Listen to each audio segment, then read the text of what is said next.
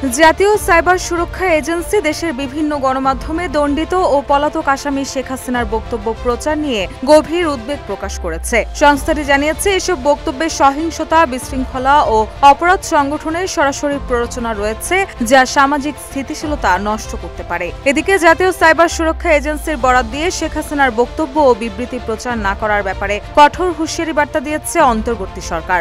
18 November প্রধান উপদেষ্টার কার্যালয়ের ভেরিফাইড ফেসবুক পেজ থেকে এই সংক্রান্ত একটি বিবৃতি পোস্ট করা হয়েছে। জাতীয় সাইবার সুরক্ষা এজেন্সি প্রকাশিত বিবৃতিতে বলা হয়েছে, দেশের বিভিন্ন ডিজিটাল ও ইলেকট্রনিক মাধ্যমে পলাতক ও দণ্ডপ্রাপ্ত আসামিদের মিথ্যা ও উস্কানিমূলক বক্তব্য প্রচার করা হচ্ছে, যা সাম্প্রতিক সপ্তাহগুলোতে দেশের সার্বিক নিরাপত্তা ও জনশৃঙ্খলা ক্ষুণ্ণ করছে। এনসিএসএ জানিয়েছে, এসব মাধ্যমে ঘৃণামূলক ও জাতিগত বিদ্বেষমূলক বক্তব্য প্রচারিত হচ্ছে, যা সহিংসতা তৈরি করছে এবং জনমনে উদ্বেগ বাড়াচ্ছে। পাশাপাশি এ ধরনের কন্টেন্ট ব্যাপকভাবে বিশৃঙ্খলা ও অপরাধ মূলক কর্মকাণ্ড ছড়িয়ে দেওয়ার আশঙ্কা তৈরি করেছে।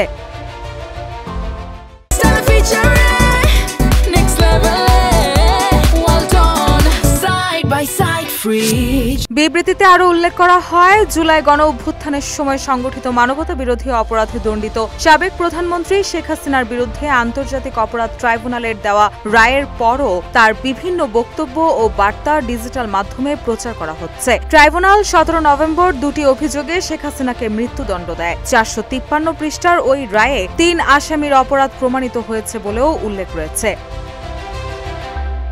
এনসিএসএ বলছে, মৃত্যুদণ্ডপ্রাপ্ত ও পলাতক আসামির এসব বক্তব্য সামাজিক স্থিতিশীলতা নষ্ট করছে এবং কল ফর ভায়োলেন্সের মতো সরাসরি সহিংসতার শঙ্কা তৈরি করছে। দেশের বিভিন্ন স্থানে বিশৃঙ্খলা, অগ্নিসন্ত্রাস সহ অপরাধমূলক কার্যক্রমের নির্দেশনাও এসব বক্তব্যে পাওয়া যাচ্ছে বলে দাবি সংস্থাটির।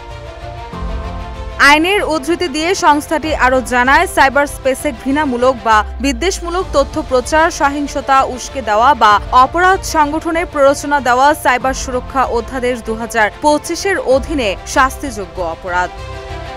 রুশা সুর, নিউজ ডেস্ক, ইত্তেফাক।